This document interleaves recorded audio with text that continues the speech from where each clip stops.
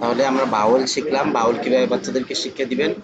বাউল 5টি, এই শব্দটা পড়াইবেন আর 5টি বাউল এক লাইনে ব্ল্যাকবোর্ডে সুন্দর করে সাজিয়ে লিখবেন। সাজিয়ে লেখার পরে উস্তাদ পড়ায় মুখস্থ করাই দিবেন। বাউল 5টি এ ই আই ও ইউ পড়ায় মুখস্থ করাইয়া বাচ্চাদেরকে এক লাইনে সাজিয়ে কয়েকবার লেখাইবেন। শেষ। একটু আগে আপনারা বিস্তারিত পড়ছেন। আচ্ছা, এখন আমরা শিখবো বাচ্চাদেরকে রিডিং কিভাবে শিক্ষা দিবেন। একদম সহজ সহজ ইংরেজি প্রশিক্ষণ হচ্ছে সবচেয়ে সহজ প্রশিক্ষণ। জি।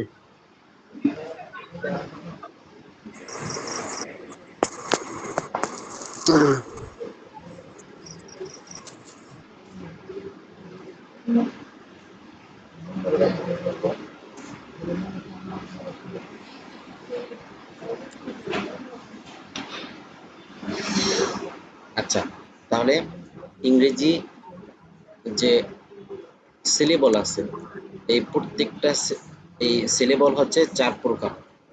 ইংরেজি যে সিলেবল আছে, শব্দাংশ আছে আর কি, শব্দ, এই শব্দ 4 প্রকারের হয়ে থাকে, 4 ধরনের হয়ে থাকে।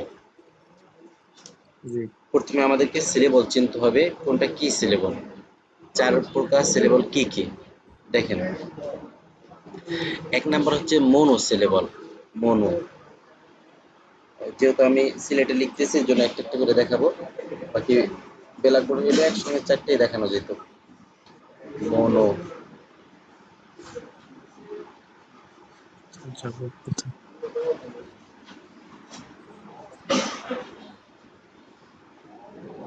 এক নাম্বার হচ্ছে মনো সিলেবল।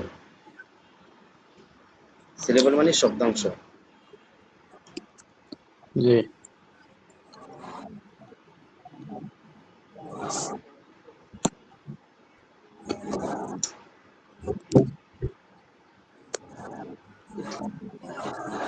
তাহলে এক নাম্বার হচ্ছে মনো সিলেবল। সিলেবল মানে শব্দাংশ। মনো সিলেবল কাকে বলে? সিলেবল একটা হবে, উচ্চারণও একটা হবে। সিলেবল একটা, উচ্চারণও একটা। যেমন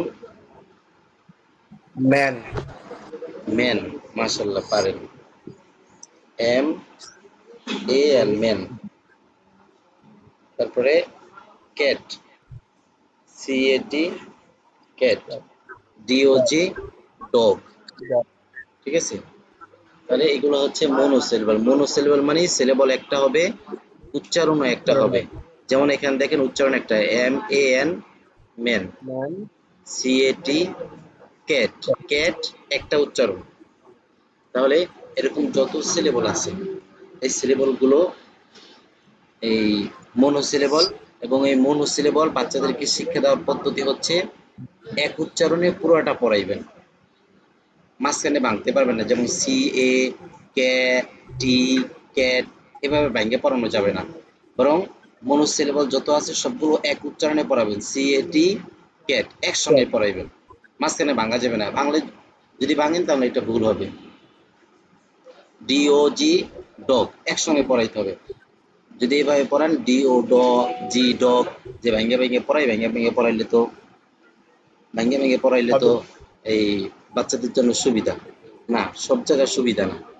তাহলে এখানে ভাঙ্গা যাবে না, ডি ও ড জি ডগ এভাবে বলা যাবে না, বরং বলতে হবে ডি ও জি ডগ, কারণ এটা মনোসিলেবল।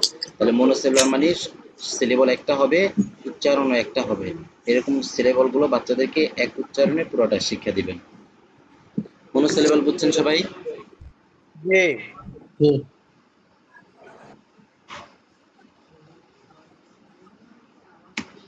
আচ্ছা, 2 নাম্বার হচ্ছে try syllable.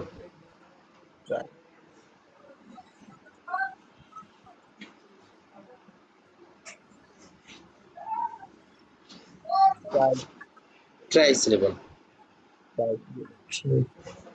Try syllable, try syllable মানে সিলেবল একটা হবে, উচ্চারণ দুইটা হবে।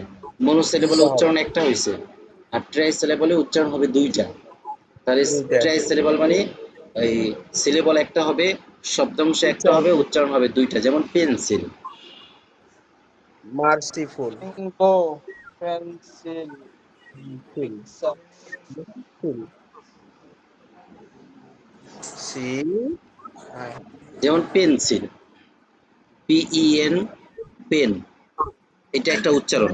CIL, সিল, এটা আরেকটা উচ্চারণ। তাহলে পেন্সিল শব্দাংশ কিন্তু একটাই, সিলেবল কিন্তু একটাই, অর্থ কিন্তু একটা। পেন্সিল মানে কলম, ক্যাট মানে বিড়াল, ডগ মানে কুকুর, অর্থ একটা। কিন্তু পার্থক্য হচ্ছে এই ট্রাই সিলেবলে উচ্চারণ দুইটা হবে আর মনো সিলেবলে উচ্চারণ একটা হবে। তাহলে ট্রাই সিলেবল মানে সিলেবল একটা হবে, উচ্চারণ হবে দুইটা। যেমন পেন্সিল, তাহলে এই এই সিলেবল গুলো বাচ্চাদেরকে শিক্ষা দেওয়ার পদ্ধতি হচ্ছে দুই উচ্চারণে শিক্ষা দিবেন, দুইটা ভাগ করে দুই উচ্চারণে শিক্ষা দিবেন। যেমন PEN, পেন, এই পেন পড়াই আগে মুখস্থ করাইবেন, পেন পড়ায় জি মুখস্থ করাইয়া তারপরে CIL, সিল পড়ায় মুখস্থ করাইবেন, তারপরে দুইটা একত্রে পড়াইবেন, PEN, pen, CIL, cil, pencil. Pencil মানে কলম বা পেন্সিল অর্থ কলম। ট্রাই সিলেবল বুঝছেন? জি ট্রাই সিলেবল বুঝছি মানে সিলেবল একটা হবে, উচ্চারণ হবে দুইটা, উচ্চারণ হবে দুইটা। যেমন পেন্সিল। গাইস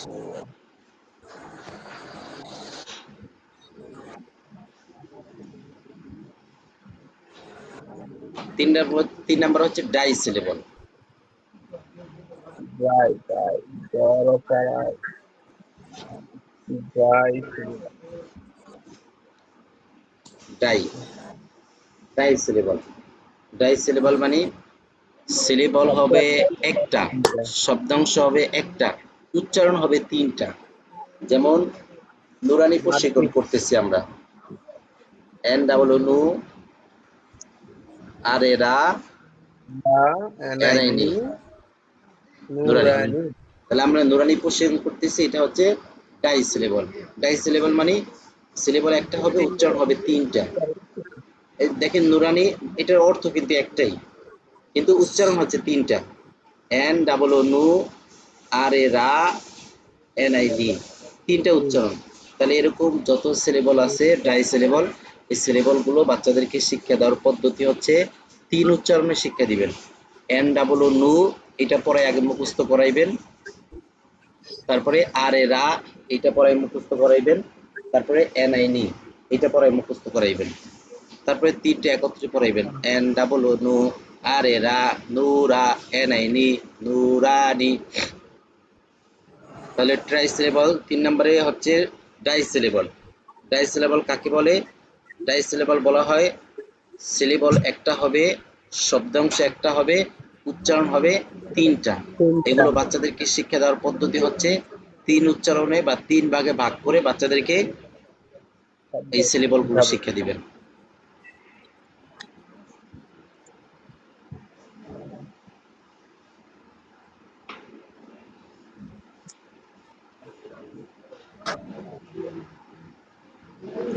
সর্বশেষ পলি সিলেবল। পলি, পলি পলিসিলিকন